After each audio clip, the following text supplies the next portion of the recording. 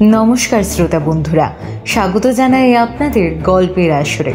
সত্যান্বেষী নিখিলেশ সিরিজের আগের গল্পে আমরা আপনাদের থেকে পেয়েছি অনেক ভালোবাসা আর সাপোর্ট। তাই আজ আমরা আপনাদের জন্য সত্যান্বেষী নিখিলেশ বক্সী সিরিজের আরও একটি দুর্ধর্ষ রহস্য রোমাঞ্চ গল্প নিয়ে হাজির হয়েছি। লেখক সুকান্ত দাসের কলমে নিখিলেশ ও সোনার কৃষ্ণমূর্তি। আশা করি গল্পটি আপনাদের খুবই ভালো লাগবে। তাহলে আর বেশি কথা না বলে শুরু করা যাক আমাদের আজকের নিবেদন।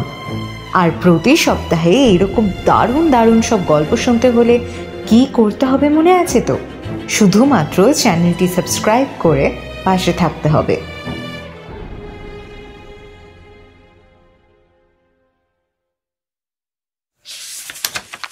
নিখিলেশ সকালে কোথায় যেন একটু বেরিয়ে গিয়েছিল। আমি সকালের চা খেয়ে খবরের কাগজে পাতা উল্টাচ্ছি। এমন সময় রামদয়াল এসে খবর দিল নিখিলেশের সাথে একজন দেখা করতে এসেছে। তাই আমি রামদয়ালকে বললাম বলে দিতে যে নিখিলেশ এখন নেই, ভদ্রলোককে পরে আসতে বলতে। তা রামদয়াল সে কথা বলতে ভদ্রলোক নাকি বললেন নিখিলেশের সাথে তার খুবই প্রয়োজন, আর নিখিলেশই নাকি তাকে আজ সকালবেলা আসতে বলেছে। টেলিফোনে নিখিলেশের সাথে কাল নাকি ভদ্রলোকের কথা হয়েছে। একথা শুনে আমার হঠাৎ করে মনে পড়ল নিখিলেশ নিজেই আমায় কাল রাতে বলেছিল একজন টেলিফোন করে একটা ব্যাপারে কথা বলতে চেয়েছেন, তিনি নাকি আজ সকালে আসবেন। তাই আমি ভদ্রলোককে ঘরে পাঠিয়ে দিতে বললাম। রামদয়ালও ভদ্রলোককে পাঠিয়ে দিতেই আমি রামদয়ালকে 2 কাপ চায়ের ফরমায়েশ করে দিয়ে ভদ্রলোকের মুখোমুখি বসলাম। ভদ্রলোক চেয়ারে বসেই কিন্তু আমায় নমস্কার করেছেন, আমিও তার প্রতি নমস্কার করেছি। তারপর দুজনেই চুপচাপ বসে রয়েছি।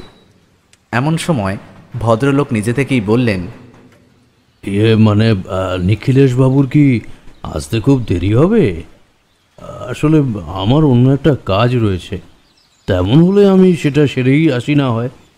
বুঝতেই তো পারছেন অমরজিৎ বাবু, আমি কাজের মানুষ, অহেতুক সময় নষ্ট। ভদ্রলোক তার কথাটা শেষ করলেন না। আমি বুঝতে পারলাম ভদ্রলোক কী বলতে চাইছেন। তাই আমি বললাম, দেখুন নিখিলেশ কখন ফিরবে সে ব্যাপারে তো আমি নিশ্চিত কিছু বলতে পারছি না, তবে যদি দেরি হয় তাহলে সে নিশ্চয়ই কিছু একটা জানিয়ে যেত। আর আপনাকে যখন আসতে বলেছে তখন ব্যাপারটা তার মাথাতে আছে বলেই তো মনে হয়। আপনি একটু অপেক্ষা করে যান, তারপর না হয়। ভদ্রলোককে কিন্তু খুব বেশি অপেক্ষা করতে হলো না। চায়ের কাপ শেষ করে মাত্র মিনিট 5 তিনি বসেছেন। ঠিক তখনই নিখিলেশ এসে ঘরে ঢুকল। তারপর ভদ্রলোককে দেখে বলল, অনেকক্ষণ অপেক্ষা করতে হলো তাই না ভবানী শঙ্করবাবু? আমি এক্ষুনি আসছি, আপনি একটু বসুন। এতক্ষণ যখন বসেই ছিলেন আর মিনিট 5 মতো না হয় বসুন। নিখিলেশ বোধহয় হাত মুখ ধুয়ে তারপর মুখ মুছতে মুছতে ঘরে ঢুকল। তারপর হাতের গামছাটা বাইরে গিয়ে রেখে এসে ভদ্রলোকের সামনে চেয়ারটায় বসে ভদ্রলোকের দিকে তাকিয়ে প্রশ্ন করল, বলুন ভবানী শঙ্করবাবু, আপনি কাল টেলিফোনে বলেছিলেন কোনো একটা মূর্তির ব্যাপারে কথা বলবেন। মূর্তিটা কি আপনাদের পারিবারিক কোনো সম্পত্তি নাকি কিনে এনেছিলেন? আমাদের পারিবারিক সম্পত্তি নিখিলেশ বাবু, তবে আসল সমস্যাটা মূর্তিটা নিয়ে নয়। আপনি বোধহয় শুনেছেন সপ্তাহখানেক আগে আমাদের বাড়িতে একটা খুন হয়েছে, আর সেই খুনের ব্যাপারে প্রথমে পুলিশকে জানানো হয়, তবে পুলিশ কাউকে ধরতে পারেনি। মাত্র 2 দিন আগে মূর্তির ব্যাপারটা আমার নজরে পড়ে। আসলে আমাদের দোষ নয়, সমস্যাটা অন্য জায়গায়। সবকিছু আপনাকে খুলে না বললে আপনি হয়তো বুঝতে পারবেন না নিখিলেশ বাবু। নিখিলেশ বোধহয় এ ঘরে আসার আগে রামদয়ালকে চায়ের জন্য বলে এসেছিল, তাই রামদয়াল চা দিয়ে গেছে। চায় চুমুক দিয়ে নিখিলেশ বলল, বেশ, যতটা বললে আপনি আমায় বোঝাতে পারবেন ততটাই বলুন, আমার শুনতে কোনো আপত্তি নেই। তবে একটা কথা মাথায় রাখবেন, কোনো কিছু ভুলে যাবেন না। ছোট ছোট সমস্ত ব্যাপারে কিন্তু বলবেন। কেসের ক্ষেত্রে এই ছোট ছোট ব্যাপারগুলোই বেশি লাগে। আমি আর নিখিলেশ ভবানী শঙ্কর বাবুর দিকে তাকিয়ে রইলাম। ভদ্রলোক বলতে শুরু করলেন, আমরা প্রায় 4 পূর্বপুরুষ ধরে ব্যবসা করেছি নিখিলেশ বাবু, তবে আমিও মোটামুটি ব্যবসার সাথে যুক্ত হলেও তেমনভাবে নই। 2টো দোকান কলকাতা শহরের বুকে আমাদের রয়েছে। সেই দোকানের ভাড়া থেকেই আমাদের মোটামুটি চলে যায়। আমার ছোট ভাই নিজের একটা ব্যবসা সামলায়, আমিও একটা ছোটোখাটো ব্যবসার সাথে যুক্ত রয়েছি, তবে নিজের হাতে সেটা দেখি না। তা দেখার জন্য লোক রয়েছে, তাতে আমাদের ভালোভাবেই কেটে যাওয়ার কথা। আমার তো কোনো সন্তান নেই, কারণ আমি বিয়ে থা করিনি। আমার ভাই বিয়ে করেছে, তার একটি ছেলেও রয়েছে। বাবা মারা গেছেন বছরখানেক আগে। বাবা মারা যাওয়ার সময় সম্পত্তির সমস্ত কিছুই দুই ভাইয়ের মধ্যে সমানভাবে ভাগ করে উইল করে গেছেন, যাতে পরবর্তীতে কোনো সমস্যা না হয়। আমাদের একটা বাড়ি, একতলা দিয়ে গেছেন আমাকে, আর দোতলা দিয়ে গেছেন ভাইকে। তবে সত্যি কথা বলতে আমরা সব কিছু ওই মিলিয়ে মিশিয়েই ব্যবহার করি। তাছাড়া স্থাবর অস্থাবর সম্পত্তি যা দিয়ে গেছেন তার বেশিরভাগ কিছুই আমরা বিক্রি করে দিয়েছি। দুটো দোকানের ভাড়া থেকে যা অর্থ আসে তা দুই ভাই ভাগ করে নিই। ভাইয়ের নিজের ব্যবসা রয়েছে, তা তো আগেই বলেছি। আমার নিজের ব্যবসাতে আমার ভালোভাবেই চলে যায়। এই সমস্ত কিছুর মধ্যে একটা মূর্তি ছিল, যেটা বাবা কাউকে দিয়ে যায়নি। আমাদের দোতলার ঠাকুর ঘরে রয়েছে। সেই ঠাকুর ঘরে ঠাকুরের আসনের মধ্যেই মূর্তিটা থাকে। সেটা আর অন্য কিছু নয়, একটা সোনার কৃষ্ণ মূর্তি। তবে গোটা কৃষ্ণ মূর্তিটা সোনার হলেও কৃষ্ণমূর্তির মাথায় যে একটা মুকুট পরানো রয়েছে, সেই মুকুটের প্রতিটা রত্ন আসল। তার মধ্যে বেশ নামি কিছু রত্ন রয়েছে। নিখিলেশবাবু, সেই সমস্ত ব্যাপারে আমি অত ভালোভাবে কিছু জানি না, তবে এটা বলতে পারি যে সেই রত্নগুলোর দাম ওই সোনার গোটা মূর্তির দামের চেয়েও বেশি। ওই মূর্তিটা আমাদের বাড়ির সিংহাসনে সব সময় বসানো থাকত। সেটা যে আমাদের একটা সম্পত্তি আর সেটা ভাগ করে নিতে হবে, সেই কথা আমরা কখনোই ভাবিনি। তবে আমাদের বাড়িতে দুজন কাজের লোক ছিল। তবে বাবা মারা যাওয়ার পর বাবার যে চাকর ছিল সে কাজ ছেড়ে দেয়। আসলে বাবার সাথে অনেক বছর ধরে সেখানে থাকতো, তো তাই আর কি। বাবা মারা যাওয়ার পরে আর তার এখানে থাকতে ইচ্ছা হয়নি। আমরাও তাকে এককালীন কিছু টাকা পয়সা দিয়ে তার গ্রামের বাড়িতেই পাঠিয়ে দিই। এরপর একজন কাজের লোকই আমাদের বাড়িতে রয়েছে। সত্যি বলতে আমি খাওয়া ছাড়া বাকি সমস্ত কাজ নিজের হাতেই করে নিই। বেশিরভাগ সময় বাড়িতেই থাকি, বইপত্র পড়ে সময় কাটে। সপ্তাহখানেক আগে সকালে ঘুম থেকে উঠে দেখা যায় কাজের লোকটি তার ঘরে মৃত অবস্থায় পড়ে রয়েছে। কিন্তু তাকে এভাবে খুন করলো কে, সেটাই আমি কেন আমাদের বাড়ির কেউই বুঝতে পারছে না। কাজের লোকটি আমাদের বাড়িতেই থাকতো, খাওয়া পড়া সবকিছু এখানেই। তাকে হঠাৎ কেউ মারতে যাবে কেন? আর সব থেকে বড় কথা, সেদিন বাড়ির বাইরের দরজা খোলা ছিল। কাজের লোকটি সবার শেষে দরজা বন্ধ করে ঘুমোতে যেত। এমন একটা ব্যাপার দেখে আমরা তো পুলিশে খবর দিই, কিন্তু পুলিশ এসেও তেমন কিছু উদ্ধার করতে পারেনি। কাজের লোকটিকে খুন করা হয়েছে তার গলা টিপে। তার গলায় হাতের ছাপ থাকলেও সেই হাতের ছাপ থেকে কোনো কিছুই খুঁজে বার করা সম্ভব নয়, কারণ উনি নাকি হাতে কোনো কাপড় কিংবা প্লাস্টিক জাতীয় কিছু জড়িয়ে খুন করেছে। এমন অবস্থায় পুলিশের তদন্ত বেশ কয়েকদিন চলে, তবে তারপরে এই সপ্তাহে তা চাপা পড়ে যায়। মাত্র 2 দিন আগে ঠাকুরের সিংহাসনের মূর্তিটা দেখে আমার সামান্য সন্দেহ হয়। মাথার উপরে রত্নগুলো যেন একটু বেশি নতুন। আমাদের মূর্তিটা অনেক বছরের পুরনো ছিল, তার রত্নগুলো এত উজ্জ্বল হওয়ার কথা তো নয়। তাছাড়া সোনার মূর্তির গায়ে একটা কালচে ভাব হয়, সেটা হয়তো আপনি জানেন। এই মূর্তির গায়ে কিন্তু তেমন কিচ্ছুটি নেই। ব্যাপারটা মনে হতেই সেটা আমি আমার ভাইকে জানাই। সেও ব্যাপারটা দেখে চমকে ওঠে। এমনকি ভাইয়ের স্ত্রী ও তার ছেলেও ব্যাপারটা নিয়ে সন্দেহ প্রকাশ করে। এবার সমস্যা হলো, এতদিন ব্যাপারটা আমাদের চোখে পড়েনি, একবারও ঠিক কখন মূর্তিটা বদলানো হয়েছে সেটাও তো আমরা জানি না। তখনই আমার মনে হয় চাকরের খুনের সাথে মূর্তির কোনো একটা সম্পর্ক রয়েছে, কারণ ঠাকুরের ঘরে যাওয়ার জন্য সিঁড়ি দিয়ে দোতলায় উঠতে হয়। একদম শেষের ঘর, সেই ঘরের দরজা সবসময় বন্ধই থাকে, তাই বাড়ির বাইরের লোক কিভাবে ভিতরে আসবে? এবার আপনি বলুন নিখিলেশ বাবু, এই মুহূর্তে আমার ঠিক কি করা প্রয়োজন? দেখুন, আমাদের পারিবারিক সম্পত্তি যে চুরি গেছে সে ব্যাপারে আমি নিশ্চিত। এখন সেটা আমি ফেরত পেতে চাই। কিভাবে ফেরত পাবো, তার জন্য কি কি করতে হবে সে সমস্ত আপনি একটু দেখুন কাইন্ডলি। আমি জানি আপনি পারিশ্রমিক ছাড়া এই সমস্ত কাজ করেন না, বা এই কাজ করাও শক্ত, তাই আমি আপনার জন্য আগাম কিছু পারিশ্রমিক এনেছি। বাকিটা আপনার কাজ হয়ে গেলে আপনার মন মতো আপনাকে আমি খুশি করে দেব নিখিলেশ বাবু। তবে মূর্তিটা কিন্তু আমার উদ্ধার করে নিতে হবে, আর কাজের লোকটিকে খুন কে করলো সেটাও কিন্তু খুঁজে বার করতেই হবে। নিখিলেশ আর আমি এতক্ষণ চুপ করে সমস্ত কিছু শুনছিলাম।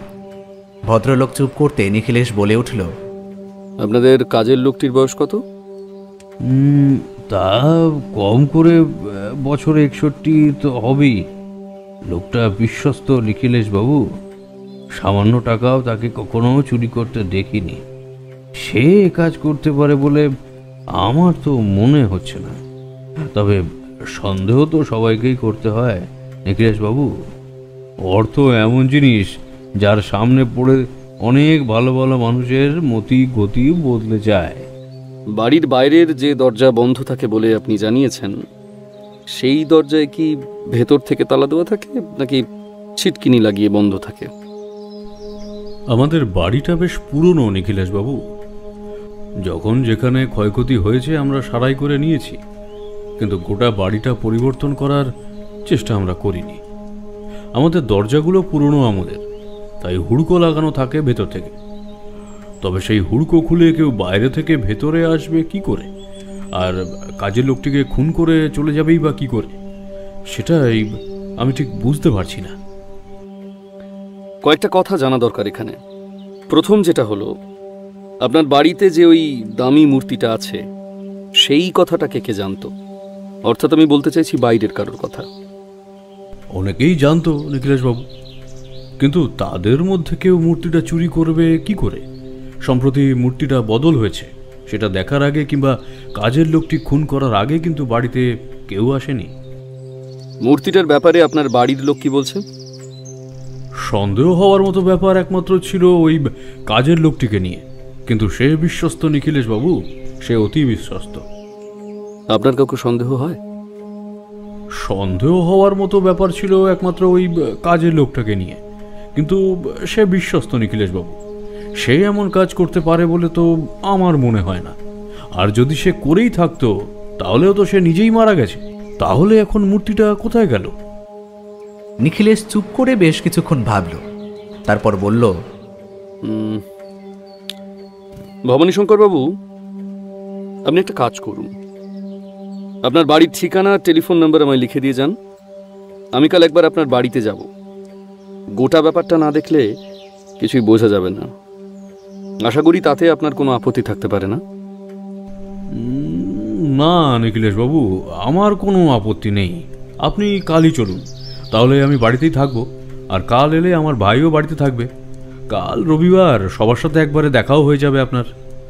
ও, আরেকটা কথা যেটা হচ্ছে যে পুলিশ অফিসার এই পুরো কেসটার তদন্ত করছেন বা করছিলেন, তার নামটা আমায় একটু বলবেন, তাহলে আমি তার সাথে এই কেসটা নিয়ে একবার কথা বলে নেব। ভবানীশঙ্কর বাবু নিজের বাড়ির ঠিকানা, টেলিফোন নাম্বার, এমনকি এই কেসের সাথে যুক্ত অফিসারের নাম পর্যন্ত আমাদের জানিয়ে দিয়ে গেলেন। আমি বুঝতে পারছিলাম নিখিলেশ হয়তো আবার বেরিয়ে পড়বে সেই অফিসারের সাথে কথা বলতে এবং খুনের ব্যাপারে খোঁজ খবর নেবে, আর সেই কারণেই ভদ্রলোককে একটা দিন সময় দিল। কাল তার বাড়িতে সে যাওয়ার কথা বলল। ভদ্রলোক বেরিয়ে যাওয়ার আগে একটা সাদা খাম বের করে নিখিলেশের দিকে এগিয়ে দিল, তারপর বলল, এটা রইল নিখিলেশ বাবু, তবে এটা শুধু অগ্রিম। আপনি কাজটা করতে পারলে বাকিটাও আপনাকে। ভদ্রলোক কথা শেষ না করে উঠে বললেন, এদিকে তার একটা কাজ রয়েছে, এটা সেরে তারপর তিনি বাড়ি ফিরবেন। কাল সকালে তিনি আমাদের জন্য অপেক্ষা করবেন। এমনটা বলে তিনি বেরিয়ে পড়লেন। নিখিলেশ খামটা টেবিলের ড্রয়ারে রেখে বেশ কিছুক্ষণ চোখ বন্ধ করে সিলিংয়ের দিকে বন্ধ চোখে তাকিয়ে রইল। তারপর বলল, কি মনে হচ্ছে অমরজিৎ কেসটার ব্যাপারে শুনে? সত্যি বলতে গোটা ব্যাপারটা শুনে মনে মনে একটা ধারণা আমি তৈরি করেছিলাম। তাই বললাম, বোধহয় কাজের লোকটি এর সাথে যুক্ত রয়েছে। কাজের লোকটির সাথে বাইরের কারো ষড়যন্ত্র হয়তো ছিল। তাছাড়া দুজনে মিলে মূর্তিটা সরিয়ে অন্য একটা মূর্তি সেখানে বসিয়ে দিয়েছে। আর তারপর বোধহয় সেই লোকটার সাথে কাজের লোকটির কোনো ব্যাপারে বিরোধ হয়, তখনই সে খুনটা করে বসে। রাতের বেলা সে এসেছিল, তাই কেউ বুঝতেও পারেনি। এছাড়া তো আমার আর কিছুই মনে হচ্ছে না। তার মানে তুমি বলতে চাইছো মূর্তিটা বদলে ফেলার পেছনে কাজের লোকটির হাত রয়েছে? কিন্তু ভবানী শঙ্কর বাবু যে বললেন কাজের লোকটা সারাদিন বাড়িতেই থাকে, সে কাজটা কখন করবে? সে সারাদিন বাড়িতে থাকলেও নিশ্চয়ই বাড়ির বাইরেও সে কাজ করে, যেমন বাজার করা কিংবা অন্য কোনো কাজে বাড়ি থেকে বেরোয়। সেই সুযোগে সে যদি মূর্তিটা বদলে ফেলে তাহলে সেটা কে আর বুঝতে পারবে? তাছাড়া ঠাকুর ঘরে ভবানী শঙ্কর বাবু কিংবা তার ভাই, তার ভাইয়ের ছেলেরা সহজে তো যায় না। যায় একমাত্র ভবানী শঙ্কর বাবুর ভাইয়ের স্ত্রী। সেক্ষেত্রে কাজটা সহজ হবে বলেই তো আমার মনে হয়। ভবানী শঙ্কর বাবু নিজেই বলেছেন তিনি ঠাকুর ঘরে খুব একটা যান না, বেশিরভাগ। অথচ তিনি কিন্তু প্রথম মূর্তিটার বদল দেখতে পেয়েছেন। খুব ভালো করে না দেখলে মূর্তিটা আসল না নকল সেটা বোঝা সম্ভব নয়। তাহলে তিনি ঠাকুর ঘরে গেলেন কেন? কাজের লোকটাকে আমি বাদ দিলাম। ভবানী শঙ্কর বাবুর ভাইয়ের ব্যবসা রয়েছে, সেক্ষেত্রে সোনার মূর্তিটা কিংবা তার মাথার মুকুটের রত্নগুলো বিক্রি করতে পারলে বেশ কিছু টাকা পাওয়া যাবে। আর নকল মূর্তিটা ঘরে বসিয়ে রাখলে সেটা কেউ ধরতেও পারবে না। সেক্ষেত্রে তারও একটা সম্ভাবনা রয়েছে। এরপরে যদি মনে করো ভবানী শঙ্কর বাবুর ভাইয়ের স্ত্রী কিংবা তার ছেলে, সবারই তো একটা করে সুযোগ রয়েছে অমরজিৎ। তবে তোমার ধারণাটাও বদলে দেওয়া যায় না, এমনটা হতেই পারে। তবে গোটা ক্ষেত্রেই একটা সমস্যা রয়ে যাচ্ছে, সেটাই আমি কিছুতেই বুঝতে পারছি না। কি সমস্যা নিখিলেশ? নিখিলেশ কিন্তু এই কথার উত্তর দিল না। আমি বুঝতে পারছিলাম সে কোনো একটা ব্যাপারে গভীরভাবে চিন্তা করছে, কিন্তু সেটা এই মুহূর্তে আমায় বলতে চাইছে না। তাই আমি আর জোর করলাম না।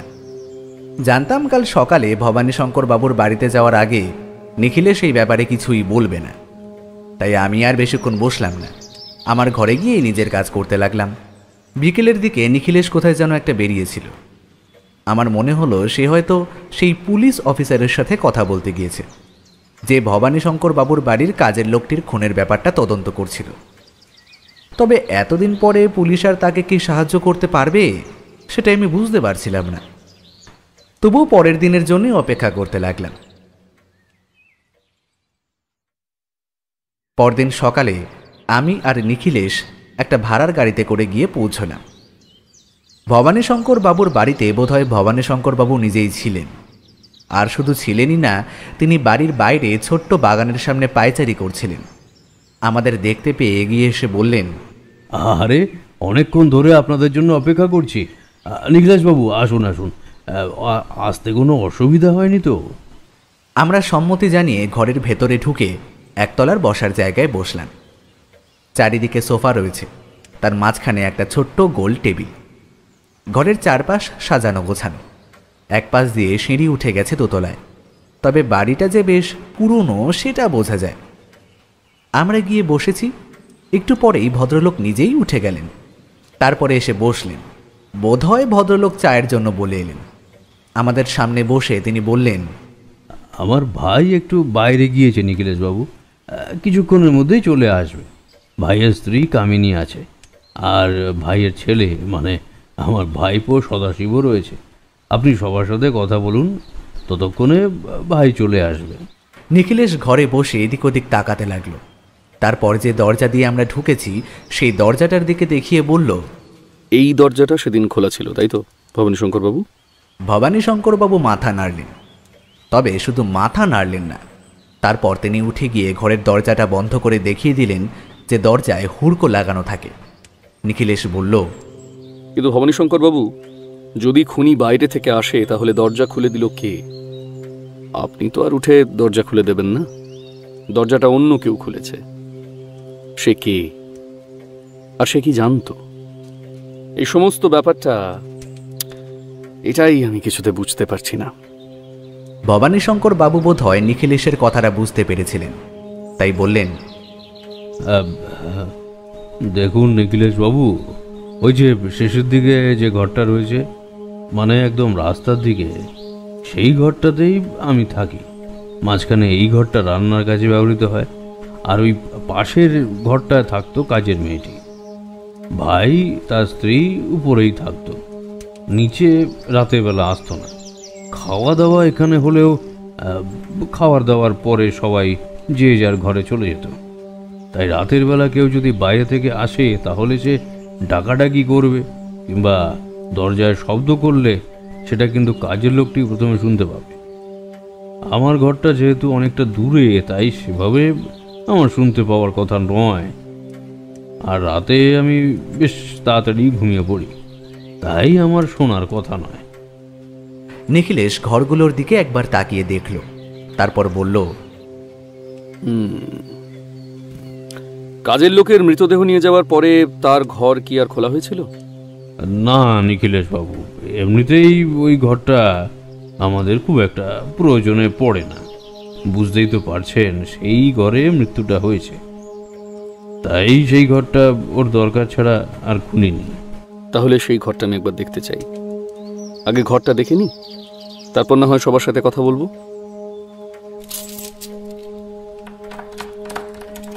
আমরা তিনজন কাজের লোকটি যে ঘরে থাকতো সেই ঘরে গিয়ে ঢুকলাম।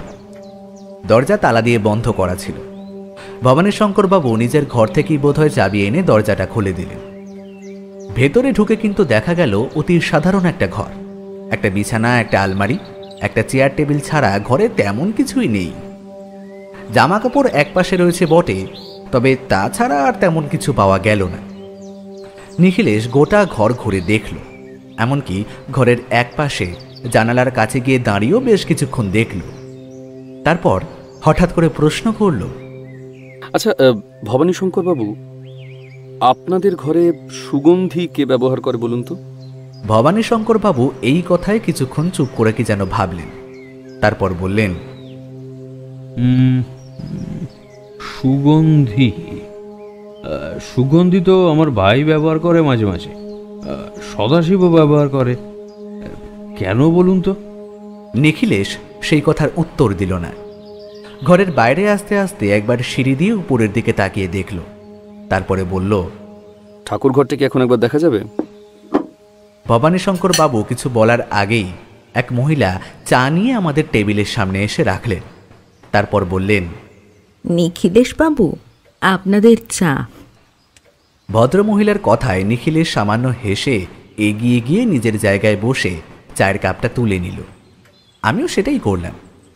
নিখিলেশ ভদ্রমহিলাকে উদ্দেশ্য করে বলল, মূর্তিটা যে আসল নয় সেটা আপনি বুঝতে পারেননি কামিনী দেবী? না মানে আসলে আপনি তো প্রতিদিন পুজো করেন বলেই শুনেছি, তো আপনি ধরতে পারলেন না কেন?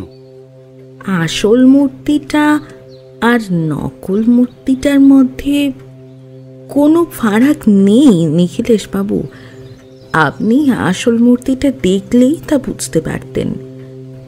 তবে হ্যাঁ, আসল মূর্তিটা থেকে নকল মূর্তিটা সামান্য একটু হালকা বলেই মনে হয়। তবে পুজোর সময় তো আর আমি মূর্তিটাকে তুলে ধরতাম না, তাই বোঝে ওঠা হয়নি। আপনাদের কাজের লোকটি কি ঠাকুর ঘরে ঢুকতো? হ্যাঁ, ঢুকতো তো নিখিলেশ বাবু। আমারও অনেকটা ওই কাজের লোকটাকেই সন্দেহ হয়, তবে সে তো মারা গেছে। এবার মূর্তিটা যদি তার আগেই সে বদলে দিয়ে থাকে তাহলে সে ব্যাপারটা অবশ্য আলাদা। আসলে উনি ওপর তলায় একটু কমই যান, আর তাছাড়া আমার স্বামী কিংবা ছেলে ঠাকুর ঘরে অতটা যায় না। সেদিন উনি কোনো একটা কাজে ঠাকুর ঘরে গিয়েছিলেন, আর তখনই ব্যাপারটা লক্ষ্য করেন। হ্যাঁ নিখিলেশ বাবু, আপনাকে বলা হয়নি, আসলে উপরে যে ছাদের ঘরটা রয়েছে না, সেখানে সামান্য মেরামতের প্রয়োজন ছিল। তা ভাই আমায় কথাটা বলেছিল, তাই ব্যাপারটা দেখে নিই। একজন মজুর লাগাবো বলে ভাবছিলাম, তখনই ঠিক কি মনে হতে ঠাকুর ঘরে একবার ঢুকি, তারপর ওদিকে ঘুরতে ঘুরতে ব্যাপারটা আমার চোখে পড়ে। কাজের লোকটির সাথে দেখা করতে কি বাইরে থেকে কেউ আসতো? আর কাজের লোকটা ঠিক কখন কখন বাড়ির বাইরে যেত? বাইরে যাওয়ার সুযোগ তো অনেকই রয়েছে। দোকান, বাজার করা, এমনকি অন্যান্য প্রয়োজনে তাকে তো বাইরে যেতেই হতো। কিন্তু মূর্তিটা নিয়ে বাইরে যেতে আমি তো দেখেছি বলে মনে হচ্ছে না। আপনার ছেলে এখন কোথায় আছে? আর তার সাথে একবার কথা বলতে পারলে ভালো হতো। নিখিলেশের কথায় কামিনী দেবী ওপরের ঘরে চলে গেলেন তার ছেলেকে ডেকে আনতে। একটু পরেই সে এসে আমাদের সামনে বসতেই নিখিলেশ প্রশ্ন করল, তোমাদের বাড়ি থেকে যে একটা দামি মূর্তি চুরি গেছে, সেই ব্যাপারটা বোধহয় তুমি জানো। আর কাজের লোকের খুনের ব্যাপারটা তো জানোই। সেই ব্যাপারেই তোমার সঙ্গে আমার কিছু কথা ছিল, মানে তোমার থেকে আমার কিছু কথা জানার ছিল। সে ব্যাপারে মা আর জেঠু তো আপনাকে সবই বলেছে। আশা করি আমি সে ব্যাপারে বেশি কিছু জানি না। একটা অভিনয়ের গ্রুপে নাম লিখেছি, সেখানেই থাকতে হয়। এসব ব্যাপার নিয়ে আমি বেশি কিছু জানি না। বেশ, তবে জিনিসটা তো তোমাদের পারিবারিক সম্পত্তি, তাই তাতে তোমার অধিকার রয়েছে। তাই সেটা খুঁজে পাওয়ার জন্য তোমায় তো আমাকে সাহায্য করতেই হবে, তাই না? কি সাহায্য করতে হবে বলুন? দেখো, আমাদের সন্দেহ হচ্ছে যে কাজের লোকটি কাজটি করেছে, তবে তার একার পক্ষেই কাজটি করা সম্ভব নয়। অন্য কেউ তাকে সাহায্য করেছে। সে ব্যাপারে তোমার কি কোনো ধারণা আছে? আমারও মনে হয় সে নিজেই এই কাজটা করেছে। তার চালচলন কয়েকদিন ধরে আমারও ভালো লাগছিল না। তবে সে নিশ্চয়ই বাইরের কাউকে এই ব্যাপারে কাজে লাগিয়েছে, তাকে দিয়ে মূর্তিটা বাইরে পাঠিয়ে দিয়েছে। কিন্তু যদি সেটাই হয়ে থাকে, তাহলে তাকে খুন করলো কে? আর মৃতদেহ তো ঘরের মধ্যেই পাওয়া গেছে। নিশ্চয়ই সেদিন রাতে বাইরে থেকে কেউ এসেছিল যে এই কাজটা করেছে। মূর্তির কোনো ব্যাপার নিয়ে তাদের মধ্যে ঝামেলা হয়েছে, তারপর সে খুন করে এখান থেকে চলে গেছে। আর আপনি তো জানেন বাইরের দরজাটা খোলা ছিল। ভেতর থেকে কেউ না খুলে দিলে দরজাটা খুলবে কি করে? মূর্তিটার বাইরের বাজারে কেমন দাম থাকতে পারে বলে তোমার ধারণা? পুরো মূর্তিটাই সোনার ছিল। তাছাড়া তার মাথার মুকুটের রত্নগুলো বেশ দামি। 50,000-এর কম হবে বলে তো আমার মনে হয় না। আচ্ছা ভবানী শঙ্কর বাবু, আপনার ভাই কখন আসবেন বলুন তো? তার সাথে একবার কথা বলতে পারলে ভালো হতো। কিন্তু আমাদের যে উঠতে হবে এখন। তার তো চলে আসার কথা ছিল, কিন্তু কোনো কাজে বোধহয় আটকে গেছে। আপনাদের তাড়া থাকলে আপনারা আজ আসুন। ও না হয় আসলে এ বিষয়ে টেলিফোনে আমি কথা বলিয়ে দেবো। ব্যবস্থাটা সেই মতোই হলো। ভবানীশঙ্কর বাবুর ভাইয়ের সাথে টেলিফোনে কথা হবে এমন সিদ্ধান্ত নিয়ে আমরা তখনকার মতো সেই বাড়ি থেকে চলে এলাম। পথে নেমে ভাড়া গাড়িতে উঠে নিখিলেশ কিন্তু মুখ বন্ধ করেই রইল। অথচ সে যে কিছু একটা গভীরভাবে ভাবছে তা আমি বুঝতে পারছিলাম। একসময় আমি বলে উঠলাম, তুমিও কি মনে করছো নিখিলেশ কাজের লোকটাই এই কাজটা করেছে? কিন্তু তার সাথে যদি অন্য কেউ জড়িয়ে থাকে, তাহলে তাকে তো খুঁজে বার করতে হবে। কিন্তু সেটা বার করবে কি করে? নিখিলেশ অন্য মনস্কের মতো আমায় বলে উঠল, সদাশিবের চোখের তলায় সামান্য কালি রয়েছে, তুমি দেখেছিলে? এমন একটা অদ্ভুত প্রশ্ন আমি হ্যাঁ বা না কিছুই বলতে পারলাম না, কারণ তার মুখের দিকে আমি ঠিক সেইভাবে তাকিয়ে দেখিনি যেভাবে তাকালে তার চোখের তলার কালিটা দেখা যায়। আমি মনে মনে ব্যাপারটা ভাবার চেষ্টা করলাম, কিন্তু কিছুতেই নিশ্চিন্ত হতে পারলাম না, তাই মুখ বন্ধ করে বসে রইলাম। সেদিন বিকেলে নিখিলেশের সাথে ভবানীশঙ্কর বাবুর ভাইয়ের টেলিফোনে বেশ কিছুক্ষণ কথাবার্তা হলো। টেলিফোন রেখে নিখিলেশ চেয়ারে এসে বসে বলল, ভবানী শঙ্কর বাবুর ভাই যামিনী শঙ্কর বাবু সুগন্ধি ব্যবহার করেন। তবে এই মুহূর্তে মূর্তির দাম কত হতে পারে সে ব্যাপারে তিনি কিছুই বলতে পারলেন না। আর ওই বাড়িতে একমাত্র ব্যক্তি যামিনী শঙ্করবাবু যিনি মনে করেন ওই কাজের লোকটি মূর্তির ব্যাপারে কিছুই জানে না। তবে তার খুনটা কিভাবে হয়েছে সে ব্যাপারে ভদ্রলোক নিশ্চিত নন। কিন্তু তুমি তো নিশ্চিতভাবে বললে যে কাজের লোকটাই এটা করেছে। নিখিলেশ কেমন যেন অবাক হয়ে আমার দিকে তাকিয়ে বলল, তাই নাকি? বলেছি? আচ্ছা, যদি বলে থাকি তাহলে সেটাও হতে পারে। তুমি কি ভাবছো বলো তো? কাজের লোকটি যদি এই কাজটি করে থাকে তাহলে সেক্ষেত্রে বাইরের কোনো লোকের সাহায্য প্রয়োজন, কারণ সে নিজে বাইরের বাজারে অত দামি মূর্তি বিক্রি করতে পারবে না। কিন্তু ভবানী শঙ্করবাবু বলেছেন কাজের লোকেদের সাথে কেউ দেখা করতে আসতো না। এই শহরে সে একাই থাকতে এসেছিল। তার গ্রামের বাড়িতে লোকজন রয়েছে, তবে তাদের সাথে এই লোকটির খুব একটা দেখা সাক্ষাৎ হতো না। আর সব থেকে বড় যে প্রশ্নটা রয়েছে অমরজিৎ, সেটা হলো ওই মূর্তিটা পেলে সব থেকে বেশি লাভবান হতো কে? সেদিক দিয়ে দেখতে গেলে তো যামিনী শঙ্করবাবুর স্ত্রীকে সন্দেহের তালিকা থেকে বাদ দিতে হয়। তারপর বাকি তিনজনই সন্দেহের তালিকায় থাকে। এমন কি কাজের লোকটা? সেইটাই তো অমরজিৎ, সন্দেহের তালিকাটা বড্ড বড় হয়ে গেছে। এখান থেকে যে কোনো একজনকে সন্দেহ করে খুঁজে বার করাটা সহজ কাজ নয়। তাছাড়া খুনের এতদিন পরে আমরা কোনো চিহ্নই খুঁজে পাবো না।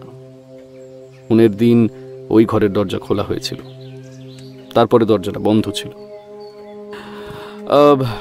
পুলিশ অফিসারের সাথে আরও একবার কথা বলা প্রয়োজন। এরপর প্রায় 2 দিন একইভাবে কেটে গেল। তৃতীয় দিন দুপুরে খাবার টেবিলে বসে বৌঠান বলল, কিছু জানতে পারলে কেসটার ব্যাপারে?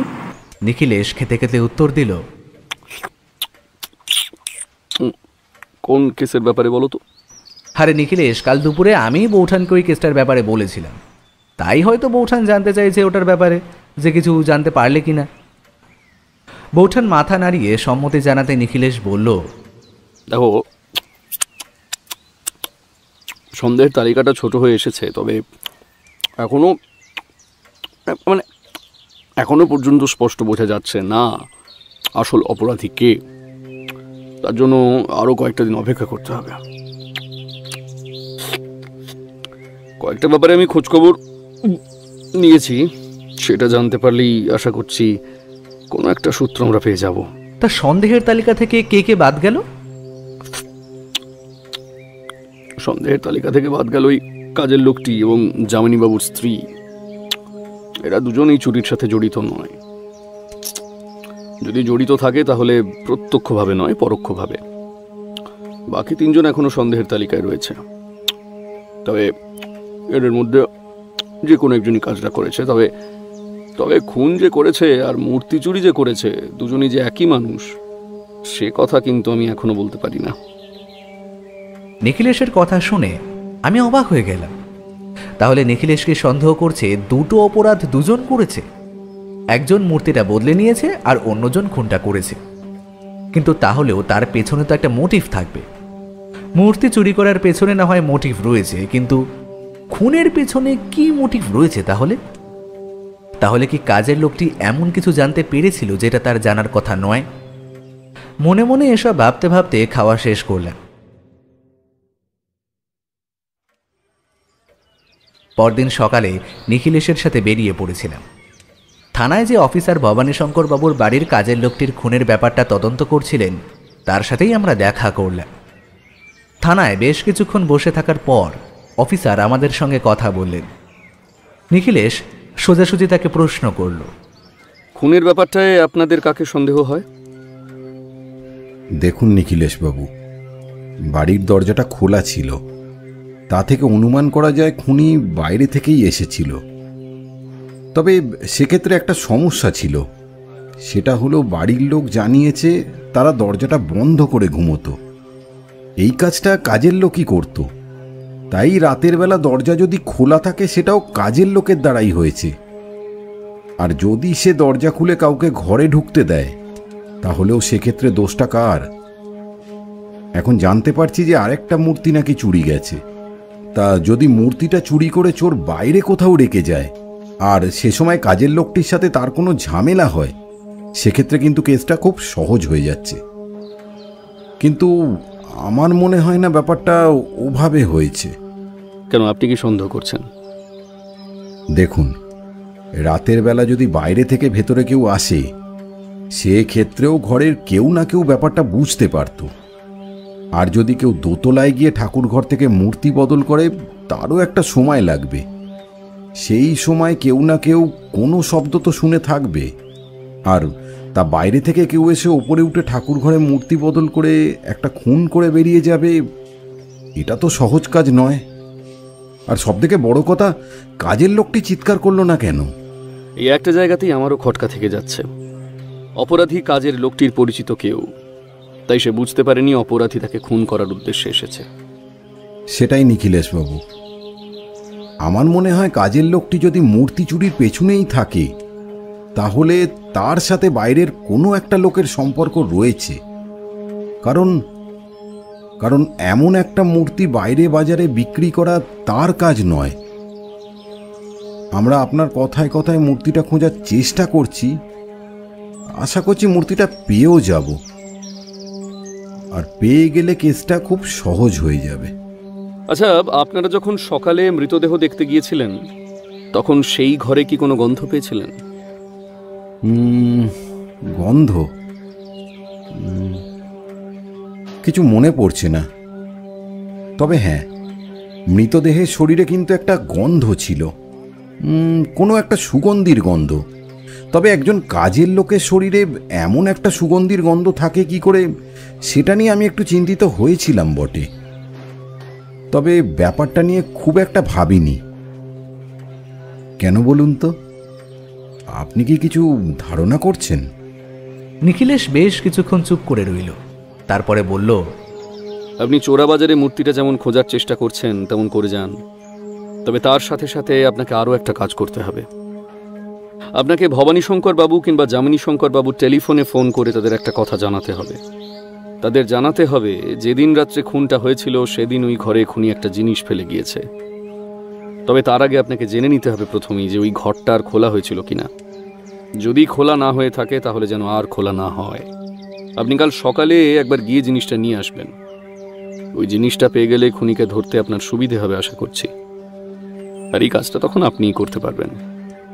অফিসার নিখিলেশের কথায় অবাক হয়ে গিয়েছিলেন, এমনকি আমিও অবাক হয়ে গিয়েছিলাম।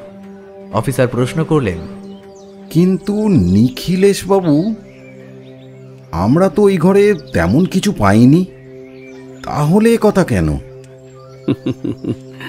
অপরাধীকে ধরতে গেলে মাঝে মাঝে অপরাধীর মস্তিষ্কের সঙ্গে খেলাধুলো করাটা খুব প্রয়োজন। আমি আপনাকে সেটাই করতে বলছি। তবে এই কাজটা করলে আশা করি কোনো একটা সুবিধা হবে। আপনি একটা কাজ করবেন, আপনি ভবানী শঙ্কর বাবুকে এই কথাটা বলবেন, আর আরও একটা কথা বলবেন। নিখিলেশ ছাড়া আমি থানা থেকে ফিরে এলাম। নিখিলেশ যে অপরাধীর জন্য একটা ফাঁদ পাতার চেষ্টা করছে সেটা আমি স্পষ্টই বুঝতে পারছিলাম। তবে এর মধ্যে মূর্তিটা খুঁজে পাওয়া গেলে আমাদের কাছে কেসটা সহজ হয়ে যাবে। আরও একটা ব্যাপার ছিল, ওই নকল মূর্তিটাও সোনার তৈরিই ছিল। তাই এমন একটা মূর্তি যে কোথা থেকে তৈরি করা হয়েছে সেই ব্যাপারটাই খোঁজ নিলে এবং কে তৈরি করেছে সেটা খোঁজ নিলেও একটা ধারণা পাওয়া যাবে। সেই কাজটাও নিখিলেশের কথায় পুলিশ করে চলেছিল। তবে এর মধ্যেই প্রমাণ হয়ে গিয়েছিল মূর্তিটা আসলে পুরোপুরি সোনার নয়, তাতেই বেশিরভাগ খাদ রয়েছে। আর সেই কারণে মূর্তির ওজন সামান্য কম। কেসটা ক্রমে জটিল হয়ে আসছিল। আমি বুঝতে পারছিলাম না নিখিলেশ আসলে কাকে সন্দেহ করছে। তবে সে যে কিছু একটা অনুমান করেছে সেটা তার চোখ মুখ দেখে বোঝা যাচ্ছিল। নিখিলেশ যখন গভীরভাবে কোনো কিছু নিয়ে চিন্তা করে তখন তার মুখে চিন্তার ছাপ পড়ে, আর যখন সে কিছু একটা অনুমান করতে পারে তখন তার মুখে চিন্তার সাথে সাথে একটা রহস্যময় হাসি দেখা যায়। আর সেটাই তার মুখে দেখা যাচ্ছিল। নিখিলেশ পরদিন সকালের অপেক্ষা করতে লাগলো কোনো একটা খবর পাওয়ার জন্য। খবরটা এলো বেশ দুপুরের দিকে থানা থেকে। সেই অফিসার টেলিফোন করে গোটা ব্যাপারটা জানিয়েছিলেন। তার কথায় আমি আর নিখিলেশ একটু পরেই বেরিয়ে পড়লাম থানার উদ্দেশ্যে। ততক্ষণে আসল অপরাধীকে গ্রেফতার করা হয়েছে এবং তার বিরুদ্ধে অন্যান্য প্রমাণও পাওয়া গিয়েছে। আমরা থানার অফিসারের উল্টো দিকের চেয়ারে বসে রয়েছি। অফিসার বোধহয় কোনো একটা কাজ করছিলেন। সেটা শেষ করে নিখিলেশের দিকে তাকিয়ে বললেন, কিন্তু নিখিলেশবাবু, আপনি ঠিক কখন সন্দেহ করলেন বলুন তো যে সদাশিব কাজটা করেছে? প্রথমেই আমি যেদিন ওই ঘরে যাই সেদিন ওই ঘরে সুগন্ধির একটা সামান্য গন্ধ ছিল, তবে সেই গন্ধটা গোটা বাড়ির আশেপাশেই ছিল, তাই ব্যাপারটা আমায় তেমনভাবে ভাবাতে পারেনি। কিন্তু ওই ঘরে গন্ধটা একটু অন্যরকম ছিল। ঘরের দরজা বন্ধ থাকায় দরজা খুলতেই গন্ধটা যেন ঘর থেকে বাইরে বেরিয়ে এসেছিল। গায়ে সুগন্ধি মেখে কেউ যদি খুব বেশিক্ষণ ওই ঘরের মধ্যে থাকে তাহলেই এমন গন্ধ হয়। তবে ব্যাপারটা অন্য কারণেও হতে পারত, কারণ সেদিন মৃতদেহ বার করার সময় অনেকেই ওই ঘরে উপস্থিত ছিলেন, তাদের গায়ের গন্ধ তো হতে পারে। কিন্তু আপনি যখন বললেন আমায় যে আপনিও গন্ধটা মৃতদেহের শরীর থেকে পেয়েছেন, তখন আমি ব্যাপারটা কিছুটা বুঝতে পারি। এমন কেউ খুনটা করেছে যার গায়ে সুগন্ধি লাগানো ছিল, হাতে প্লাস্টিক জাতীয় কিছু কিংবা কাপড় জড়িয়ে খুনটা করা হয়েছে যাতে হাতের ছাপ না আসে। আর বাড়িতে মাত্র দুজন সুগন্ধি ব্যবহার করে, একজন যামিনী শঙ্করবাবু আর অন্যজন সদাশিব। যামিনী শঙ্করবাবুর ব্যাপারে খোঁজ নিয়ে দেখি তার ব্যবসাপত্র বেশ ভালোভাবেই চলছে, আর তার অতীতে কোনো খারাপ রেকর্ডও নেই। সেক্ষেত্রে তার পরিবারের সম্পত্তি তিনি চুরি করতে যাবেন কেন? যে ক্ষেত্রে সেই জিনিসটার ওপর তার এবং তার ভাইয়ের সমান অধিকার রয়েছে, তাদের সম্পত্তি নিয়ে কখনো কোনো ঝামেলাও হয়নি, সেক্ষেত্রে অন্য কোনো কারণ ছাড়া তার এই কাজ করা অসম্ভব। এরপর রইল খুনের ব্যাপারটা, সেক্ষেত্রে একটা তো মোটিভ থাকা দরকার। সদাশিব অভিনয় করত, থিয়েটারের দলের সাথে কাজ করত, তবে যে কোনো নতুন সিনেমা কিংবা চলচ্চিত্র করবার জন্য তার অনেক টাকার প্রয়োজন হতো। এই ব্যাপারে আমি ভবানী শঙ্করবাবু এমনকি কামিনী দেবীর সঙ্গেও টেলিফোনে কথা বলেছি। সদাশিবকে তার বাবা খুব বেশি টাকা পয়সা দিতেন না, এমনকি তার অভিনয় নিয়ে কাজ করাও তাদের পছন্দ ছিল না। যামিনী শঙ্করবাবু চাইতেন সে যেন তার ব্যবসাপত্র দেখে। এছাড়াও সদাশিবের বাইরে অনেক খারাপ নেশা ছিল, না মানে নেশা করা ছাড়াও আরও অনেক খারাপ অভ্যাস সদাশিবের ছিল, দেখে সেগুলো নিয়ে আমি এই মুহূর্তে বলতে চাইছি না। সেই কারণে তার অনেক ধার হয়ে গিয়েছিল, সেই ধার মেটাতে না পারলে তার অনেক সমস্যা হতে পারত। এমনকি তার বাবা ব্যাপারটা জানতে পারলে হয়তো তাকে ত্যায্যপুত্র করত। এই ব্যাপারটা জানতেন সদাশিবের মা কামিনী দেবী, কিন্তু কারোর কিছু করার নেই। এমন অবস্থায় ওই মূর্তিটা সরাতে পারলে সেটা বিক্রি করে যা টাকা পাওয়া যাবে তাতে সরাসরি তার সমস্ত ধার শোধ করতে পারবে, এমনকি নিজের অভিনয় নিয়ে কিছু একটা ব্যবস্থাও করতে পারবে। তাই এক্ষেত্রে চুরির মোটিভ ছিল বেশ শক্তপোক্ত। এমন মোটিভ ভবানী শঙ্করবাবু কিংবা কামিনী দেবীর ছিল না। আমার মনে হয় মূর্তিটা সে নিজেই বদল করেছিল, তবে সেই সময় কোনোভাবে ব্যাপারটা কাজের লোকটি দেখে ফেলেছিল কিংবা সে কিছু আন্দাজ করতে পারে, তাই সে ব্যাপারটা যামিনী শঙ্করবাবুকে বলে দেওয়ার কথা বলেছিল। আর সেদিন রাত্রে সদাশিব তাকে বোঝানোর জন্যই তার ঘরে গিয়েছিল সরাসরি। চোখের তলায় কালি দেখে আমি বুঝতে পারি সে অনেক রাত পর্যন্ত জেগে থাকে, আর কামিনী দেবীও আমাকে সে কথাই বলেছিলেন। অথচ সেদিন রাতে যদি বাইরে থেকে কেউ আসে তাহলে দরজায় কড়া নাড়ার শব্দ সে শুনতে পেল না কেন? অর্থাৎ সে মিথ্যে কথা বলছে। কিন্তু আপনি নিশ্চিন্ত হলেন কি করে? যদি আমি টেলিফোন করে জানাই ওই ঘরে কিছু একটা রয়েছে, মানে যেটা দিয়ে খুনিকে ধরা যায়, তাহলে খুনি সরাসরি কি ওই ঘরেই ঢুকবে?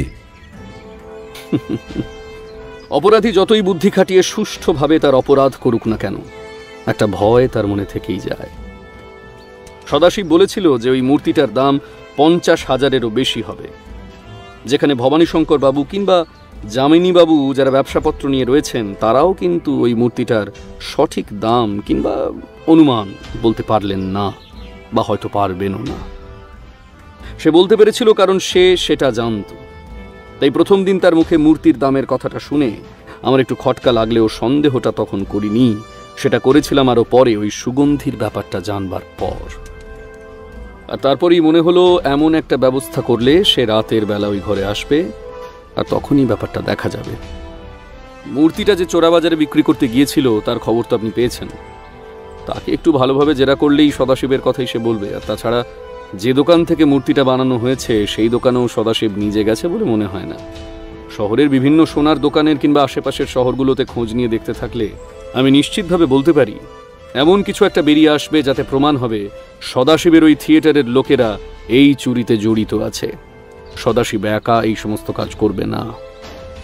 সত্যি নিখিলেশ বাবু, আমরা যে অনুমান করতে পারিনি সে কথা বলবো না, কিন্তু আপনার মতো এভাবে ব্যাপারটা ভেবে দেখিনি। আপনি না থাকলে কেসটা হয়তো আরও কিছুদিন চলতো, তারপর কেসটা চাপা পড়ে যেত, অপরাধী শাস্তিও পেত না আর মূর্তিটাও বেরিয়ে আসতো না। না না না, তেমন কোনো ব্যাপার নয়। পুলিশের উপর আমার সম্পূর্ণ আস্থা রয়েছে। পুলিশ করতে পারে না এমন কিছু নেই। আমরা তো একটা কেস নিয়ে সেই কেসটার পেছনেই পড়ে থাকি। তবে আপনাদের মাথার উপরে কত কাজ, আপনাদের সমস্ত ব্যাপার নিয়েই ঘাঁটাঘাঁটি করতে হয়, তাই একটা ব্যাপারে বেশি সময় দিতে আপনারা পারেন না। এটাই আপনাদের আর আমার মধ্যে তফাৎ। তাহলে এবার চলি। নিখিলেশ উঠে দাঁড়াতেই আমিও বেরিয়ে এলাম। পথে নেমে নিখিলেশকে বললাম, আচ্ছা, তুমি তাহলে এই কারণেই সেদিন ভবানী শঙ্কর বাবুকে জিজ্ঞাসা করেছিলে, তাই না, যে এই বাড়িতে কে কে সুগন্ধি ব্যবহার করে? নিখিলেশ হাসল, কথার কোনো উত্তর দিল না। তার বদলে বলল, আমার কিন্তু একটা কথা মনে হয়েছিল অমরজিৎ। আমার মনে হয় এই গোটা ব্যাপারটা কামিনী দেবী কিছুটা হলেও জানতেন, তবে তিনি কখনোই চাননি তার নিজের ছেলের শাস্তি হোক। তাই হয়তো তিনি ব্যাপারটা আমাদের কাছ থেকে লুকিয়ে গেছেন। এখন তাকে একবার জেরা করলে মনে হয় তিনিও ব্যাপারটা স্বীকার করবেন, তবে এখন আর তার প্রয়োজন নেই। সরাসরি ব্যাপারটা আদালত পর্যন্ত করাক, তারপর না হয় ভাবা যাবে। নিখিলেশ আর কোনো কথা বলল না। আমরা হাঁটতে হাঁটতে বাড়ির দিকে ফিরতে লাগলাম। বাড়িতে এসে জানতে পারলাম কেউ একজন টেলিফোন করেছিল নিখিলেশের সাথে কথা বলার জন্য। তিনি আবার সন্ধ্যের দিকে টেলিফোন করবেন বলে জানিয়েছেন। আমি কিছুই বললাম না, তবে মনে মনে একটা কথা ভাবলাম, একটা কেস শেষ হতে না হতে আরও একটা কেসকে অপেক্ষা করছে। আর তাহলেই বা সমস্যা কোথায়? আমাদের হাত গুটিয়ে বসে থাকতে হবে না আর।